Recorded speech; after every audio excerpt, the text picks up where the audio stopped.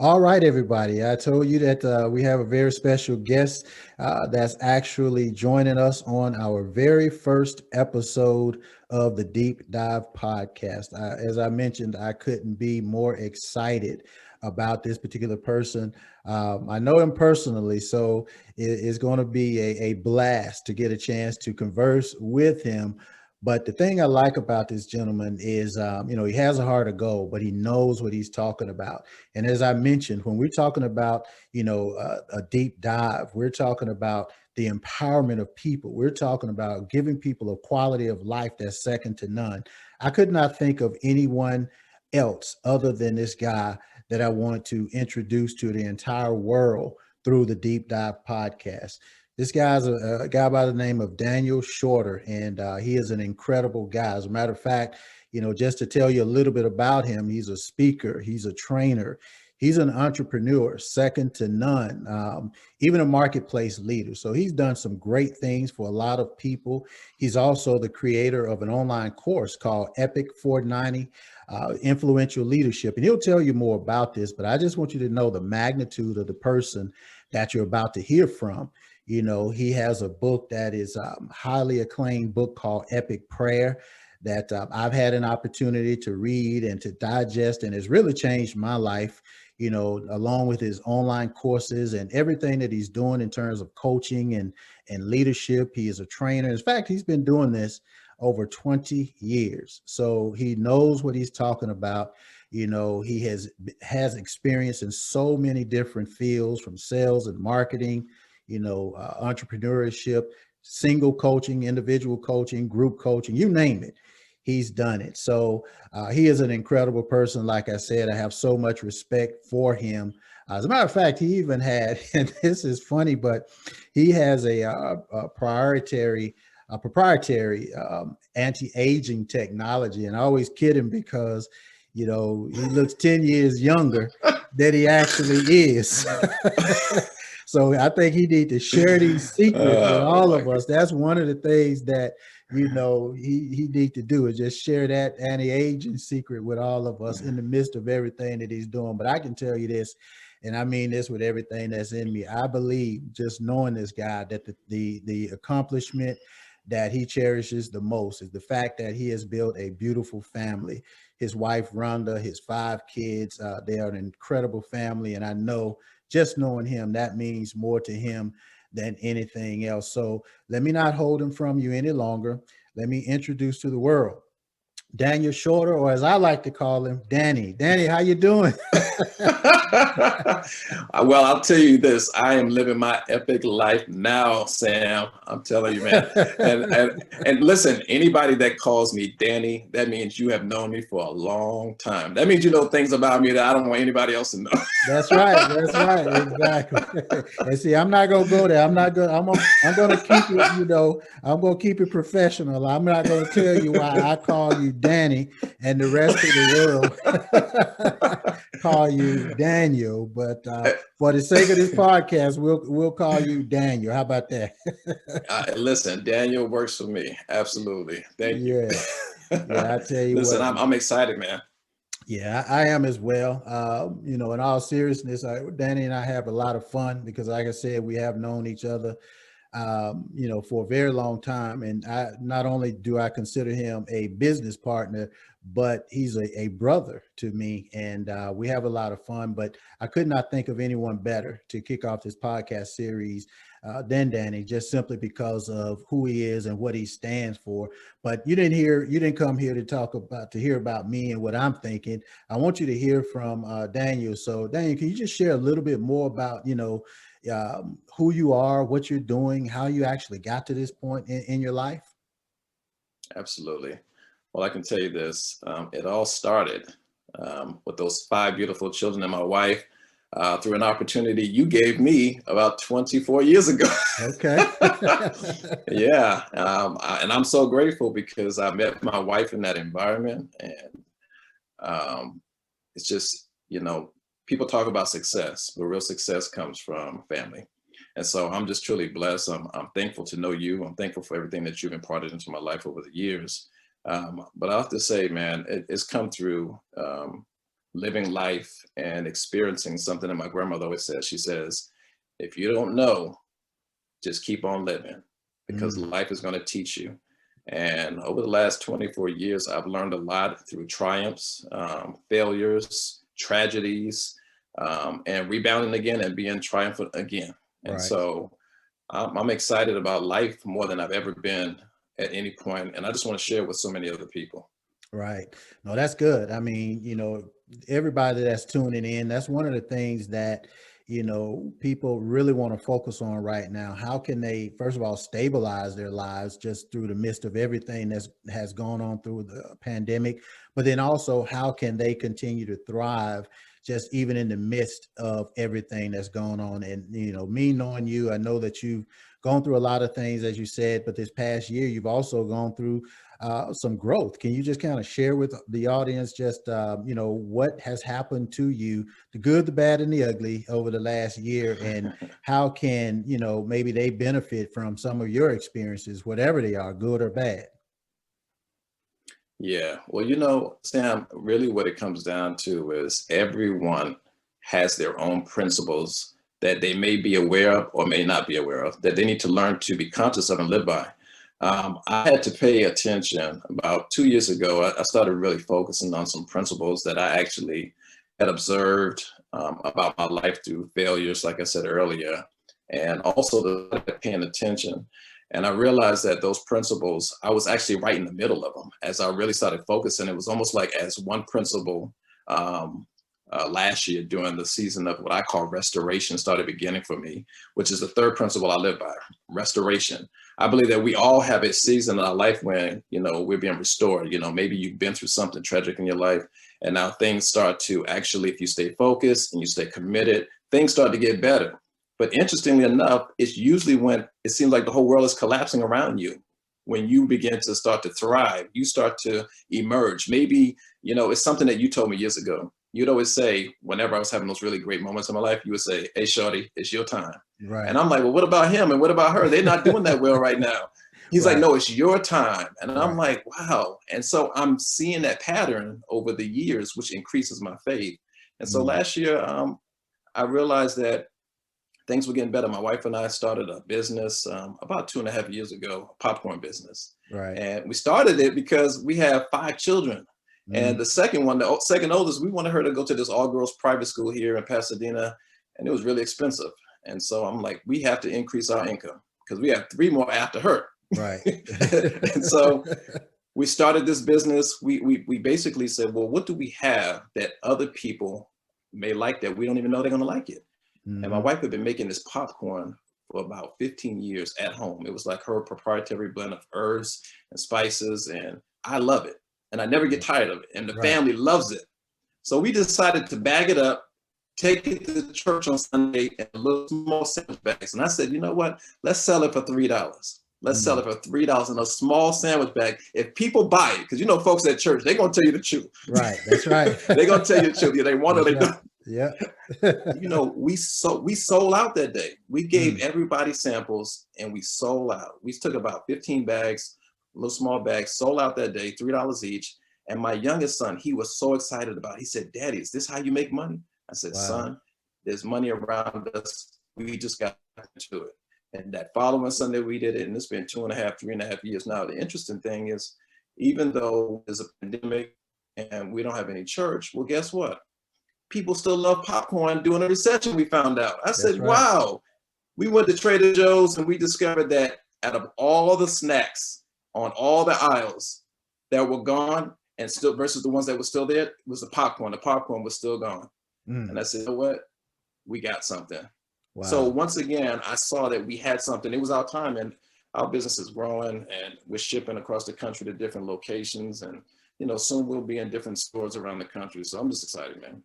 Wow, that's incredible, especially, like you said, during the midst of a pandemic and everything that's going on. And I've had a little bit of that popcorn, and I know exactly what you're talking about.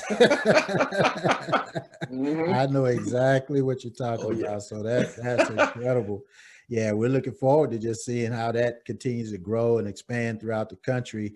But something else is interesting, you're actually best known for elevating people's mindset and their spiritual growth. Why do you think people resonate Mm. so much with your approach to, mindset and spiritual growth?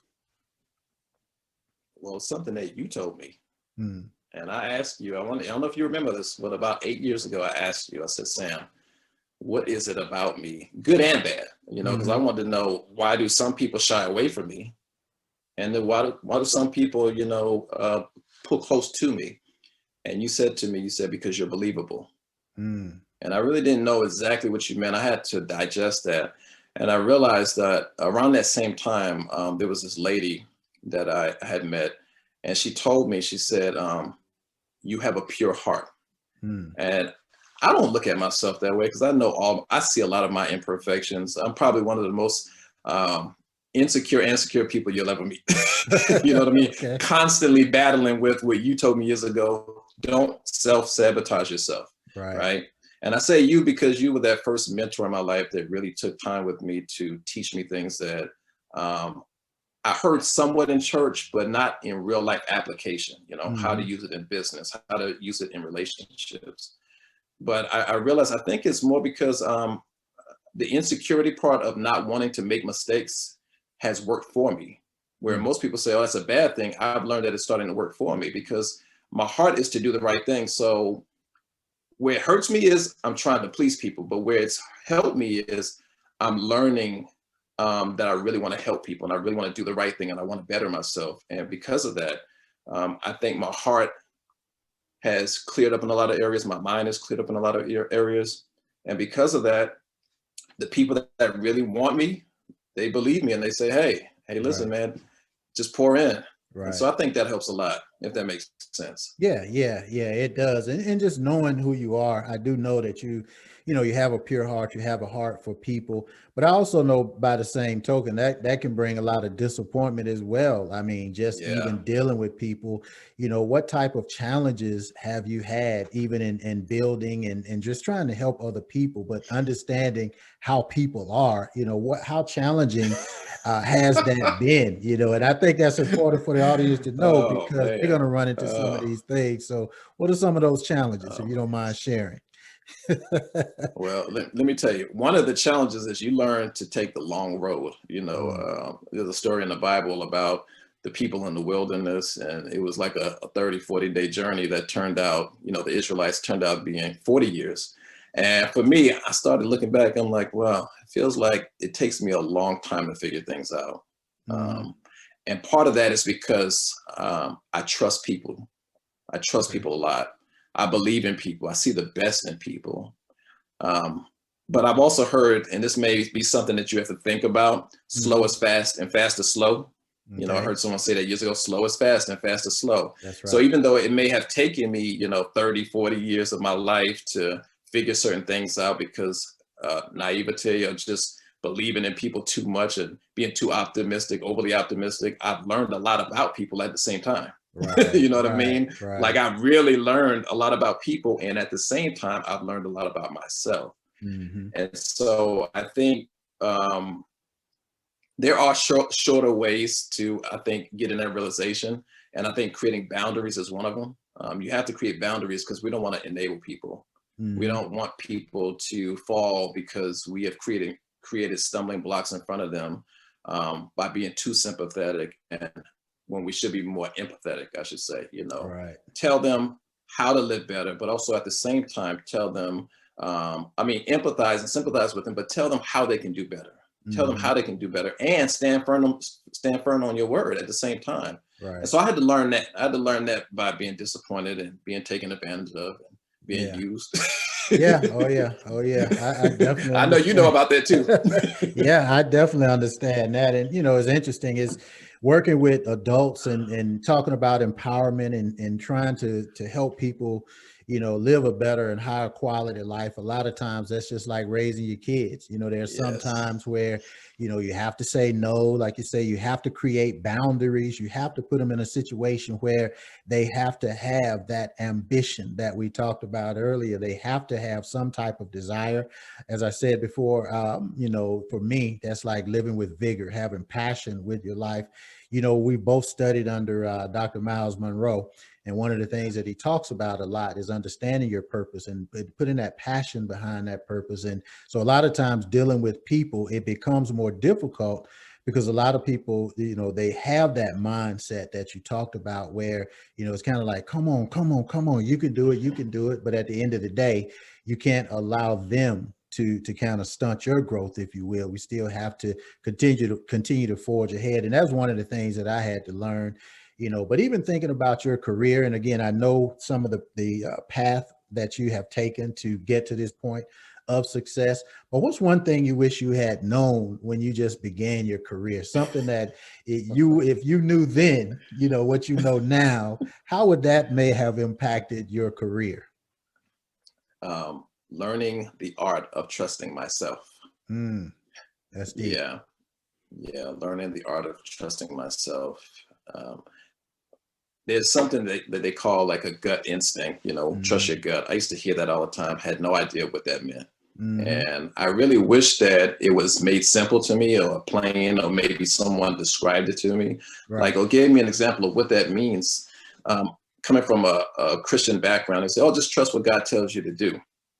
But when you're young and you got fleshly desires and ambitions and you want to go to the club and you want to hang out and you're having a good time, you're like, you can hear it, but you can't hear it, and the challenge with that is you're kind of stuck. You're trying to figure life out. You're still learning, you're still growing, you're still making a lot of mistakes.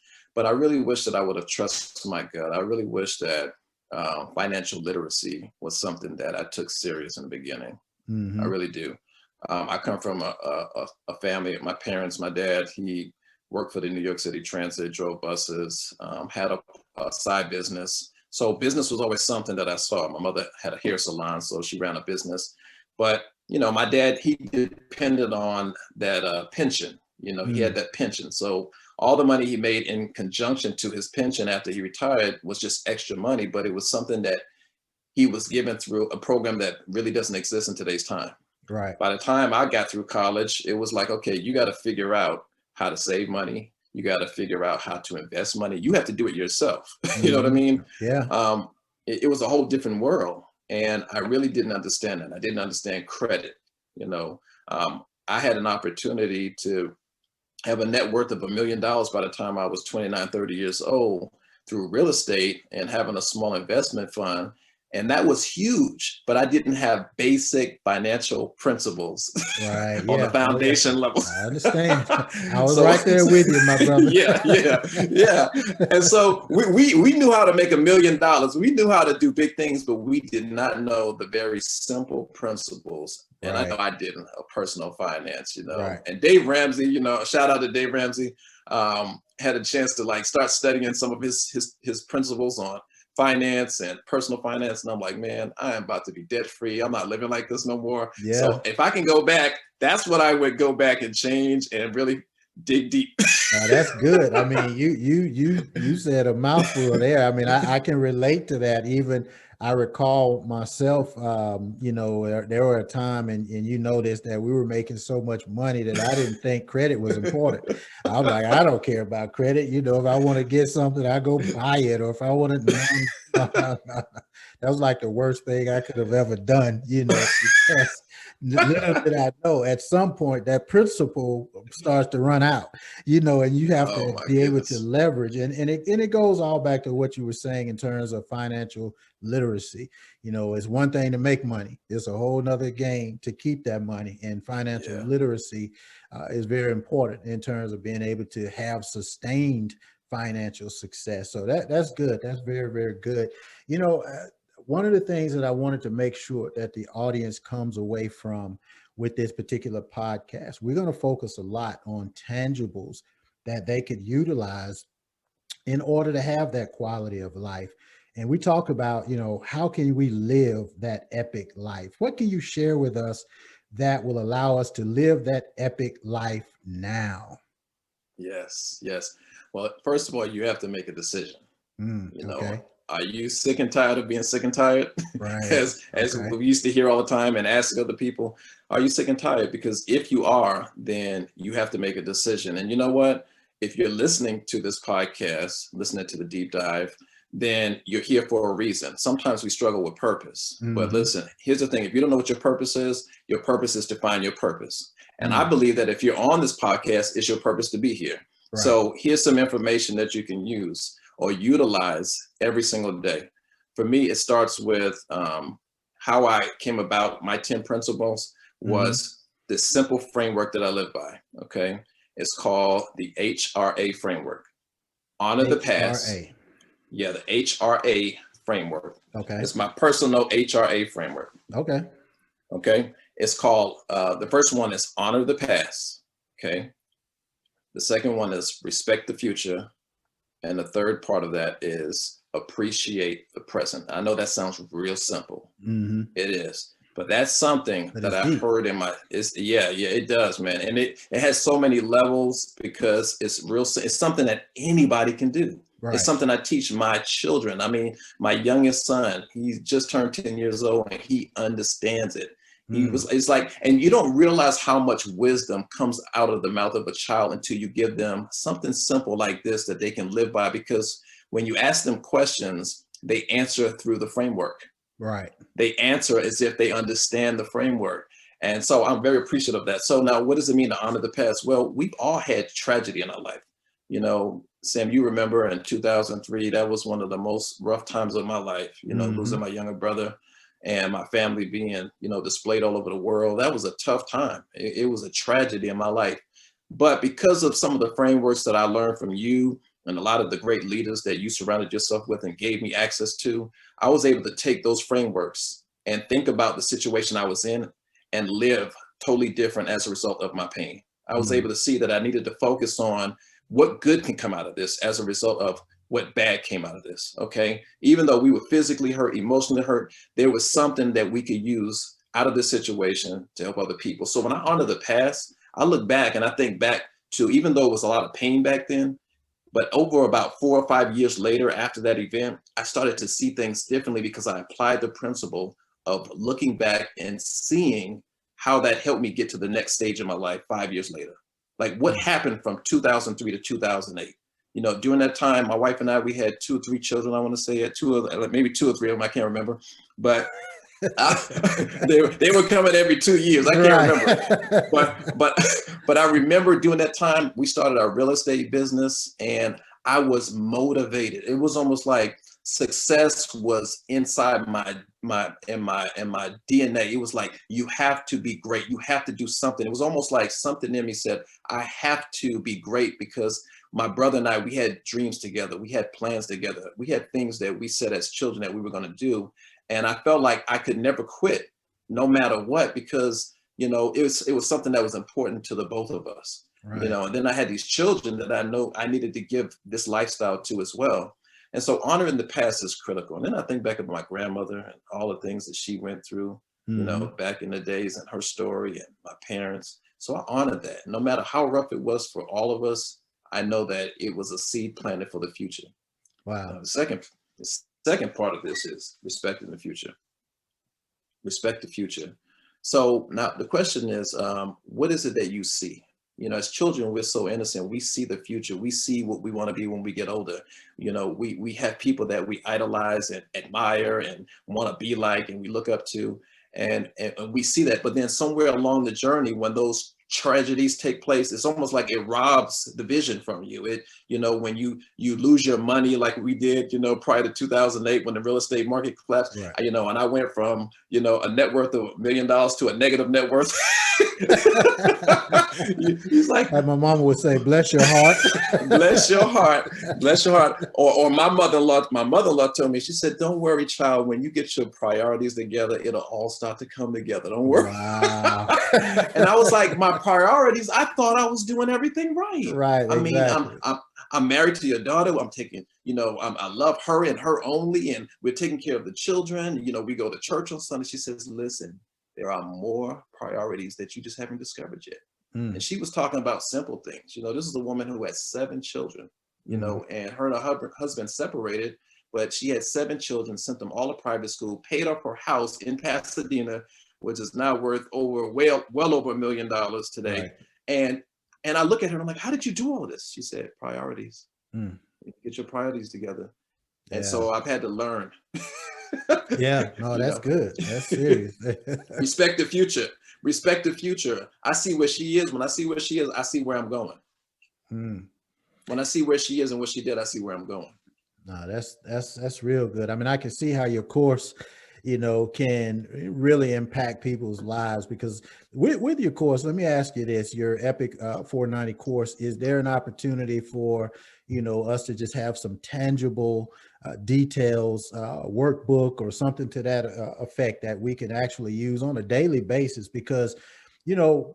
I've seen a lot of courses. I've taken a lot of courses. I've even taught a lot of courses, but for our listeners here, again, I keep emphasizing this. We want to make sure that as they continue to grow through the Deep Dive podcast series, each episode, there are some tangibles that they can walk away with and really learn and apply those tangibles or apply those things to their daily lives that can help them in every stretch of whatever it is they so desire. So with you and with your Epic 490 course or just anything that in general, what are just a couple of things that you can share with us that are tangible that we can do right now to continue to or to build toward living that epic life? Yeah, absolutely.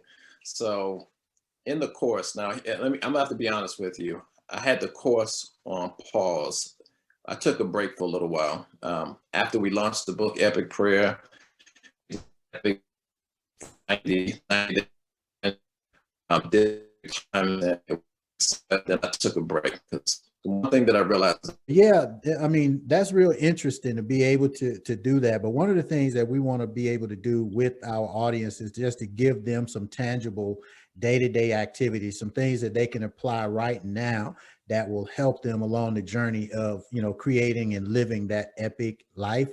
What is it that you can share with the audience, some tangibles, one or two things that they can do right now to live that epic life as they move forward? All right. So great question. I'm gonna keep it real simple and short. All right. There are 10 principles in the Epic Prayer book that I live by. And these 10 principles are the ones that I discovered, but I realized they're universal. And now if you want to get all 10 of them, you're gonna have to get the book, right? Okay. And you're gonna have to get the book, and you're gonna have to go to my website where you can join the Epic 490 Influential Leadership course. Okay. But in the book, the first two principles, the first one, and you probably hear this all the time, it's nothing new, but it's something I discovered that I have to do no matter what. And the Okay. number one is make sacrifices. You have to be willing to make a sacrifice. Mm. That means you have to be willing to give up something in order to move forward. We all have something in our lives that's keeping us from moving forward in life. And for me, this is what I did. I was working at this company here after I had to start all over again.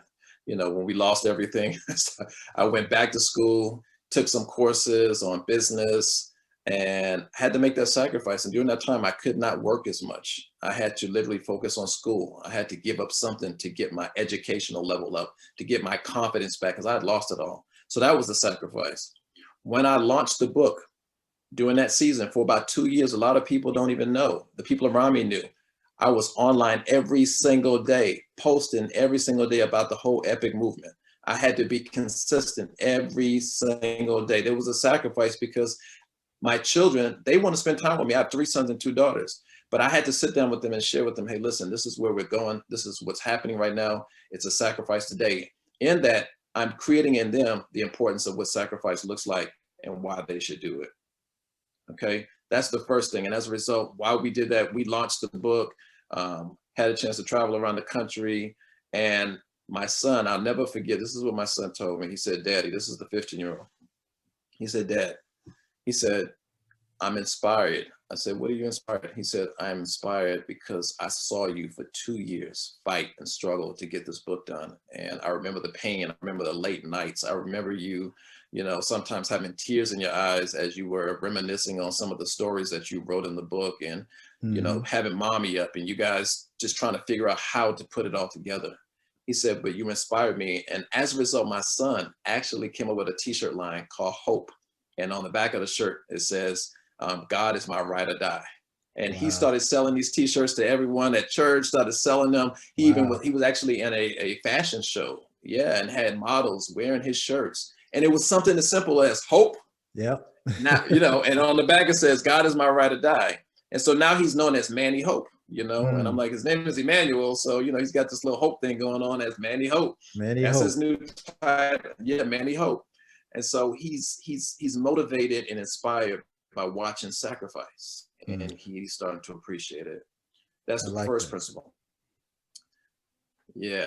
The second one, I'll leave you guys with this one, is you have to get clear. Now, Manny Hope came through identifying sacrifice, but we all have to have a message and a mission.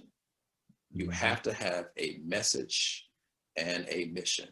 If you don't have a message, like what's your family mission? What's your family message? The word epic, it means empowering people individually and collectively, right? Right. It means empowering people individually and collectively. That is my mission. No matter what I do, whether it's through work, business, family, community involvement, I'm always empowering people individually and collectively. Now, my message is real simple. The way I do that is by helping people stay relevant through challenging times. Right. You know why? Because everybody's always going through something right now. Everybody has a challenging time in their life. It doesn't matter what's going on in your life. Even when things are good, it's still challenging because you had to work really hard to get to that point, right? And now you're trying to figure out how to stay there. That's right. Yeah. Yeah. Absolutely. Yeah, those are some great tips. I mean, I look forward to just sharing the course with so many people, and just through the messages of empowerment that we talk about. The sacrifice, that's important. You may have heard me even say this before, but sacrifice is the shortest distance between your dreams and the realization of those dreams. Yes. If you actually want to get to your dream, that ultimate goal, as quickly as possible, then you have to be prepared to sacrifice. That's going to be the shortest distance. As you said, maybe sacrificing a little time away from your family because you have to be in the trenches actually working, or maybe sacrifice resources, or just whatever it may be. But that sacrifice is the key. And then, as you said, and I can attest to this, that message is so very important. If you don't have clarity of message, if you don't have a true mission, if you don't understand that purpose, then everything you do is kind of like you just kind of spinning your wheels a little bit, because you really don't know. You're just kind of out there floating. So if I could give just some advice to all of you who are listening around the world, just based on what Daniel is talking about, is to really focus in on what are you willing to sacrifice, and how are you going to get your message out? How can you do that? Now, there's some other principles, as he said, he's going to share with you through his course. As a matter of fact, where can our listeners connect with you online? How can we actually connect with you? Yeah, well, my email, I'll give that to you. I love to talk to people directly. It's Daniel at Daniel Shorter 3. I'm the third. So it's danielshorter3.com. Okay. And I know you'll probably post that. Yes. Daniel at danielshorter3.com. Yeah. Okay. And the website is Daniel Shorter 3 as well. Okay. The website, danielshorter3.com. Well, hey, look, Daniel, Danny, whatever it may be. I tell you what, you have really dropped some jewels on us, some things that really gives food for thought. I know that our listeners will be inspired by what you have shared, your story, and even to be able to thrive even in the midst of a pandemic. That is an incredible testimonial in itself. The fact that you were able to do this and continue to thrive, and to even, build bigger, better, stronger, faster. So that's incredible. We want to follow your lead in terms of what it is that you're doing, how we can stay connected with you. I can tell all of our listeners that this particular podcast will be on all major podcast platforms: Apple, Spotify, Google. You'll see it out there, but we want to make sure we continue to follow the teachings of Daniel Shorter. And as a matter of fact, hopefully we can get him back at some point in the future as a follow-up, to everything that we talked about in this particular episode. and let's see how the teachings have really impacted people around the world. So I'm excited. I really appreciate you sharing your wisdom, sharing your knowledge, sharing your time. I know that you're in high demand everywhere that you go, so I really appreciate that a lot. If you have any last words or anything you want to share with the audience, we would love to hear from you. Get as much as we can at this particular moment. With any last words you care to share with us? Yeah, for sure. There's so much that can be said. First of all, I just want to say congratulations, Sam. Um, Thank you. you're kind of like LL Cool J. You always reinvent yourself. When I think about LL, I think about this guy. He's always reinventing himself, staying relevant. And I want to say this. You said in the beginning, what is it that keeps you looking young, or what is this proprietary, That's right. anti-aging formula? That's right. Tell that secret. Tell that secret. Yeah. Well, there is an industry that's starting to grow really big, and it deals with genetic sequencing. Okay. All right. Genetic sequencing. I am investing into that industry, but no. What I will say though is, outside of my father, he has some really good genes. I will definitely say that. I think it's just the peace, man. The peace that I have within myself. The older I get, being able to be clear about who I am and what I do. And if I could share one thing, I would tell people that you've asked me this question in the past. What drives you? What drives me is keeping my word. Mm, And I think there's so many people out there that don't know what their word is.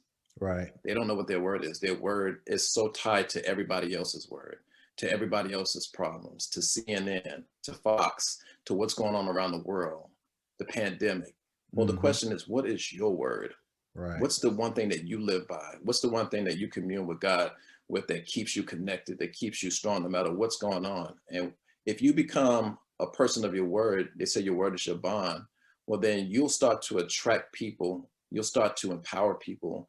You'll start to give people that nourishment that they need so that they can become people of their word as well. When you have 5 children and you see all of the influencers out there, from YouTube to TikTok, nothing against those platforms, I like them all. Right. But I know I got to make sure that my children hear my voice too. That's right. I got to Yeah. make sure that they see me living what I'm saying. Absolutely. So that's what motivates me. That's what inspires me. That's what drives me. And I put that out there in everything that I do. So I challenge everybody, your epic life now. That's how you do it. Wow. Okay, that's incredible. Well, I tell you what, that really, if everything that you said, that is the most important thing that everybody, you just have to be able to understand where you are, where you're going, how you're going to get there. All of these intangibles, that's super important in terms of living that high quality life and to live an epic life now. That's very important because tomorrow is not promised. We have to do it right now. We can't procrastinate. We can't wait. We can't pontificate. We have to get on it now in order to live that epic life.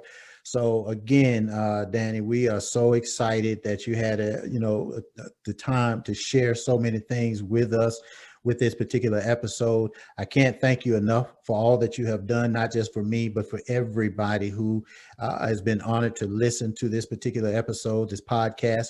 I would encourage everybody to just kind of, to like this podcast, subscribe, download it, share it with people, because it's not just about the podcast. It's all about the message. And the messages that Daniel shared with us in this episode are incredible. Let's continue to follow him in all of his platforms. Make sure you take a look at his leadership courses, his online courses, the Epic 490, everything, the Epic Prayer Book, because these are some tools and resources that we talk about that can help you in terms of living and building that quality of life. So with that, guys, thank you so much. Thank you one last time, Danny. We're really looking forward to having you on again at some point in the future. God bless you and continue to empower and impact people's lives around the world. God bless, and we'll speak soon. Thank you, Sam.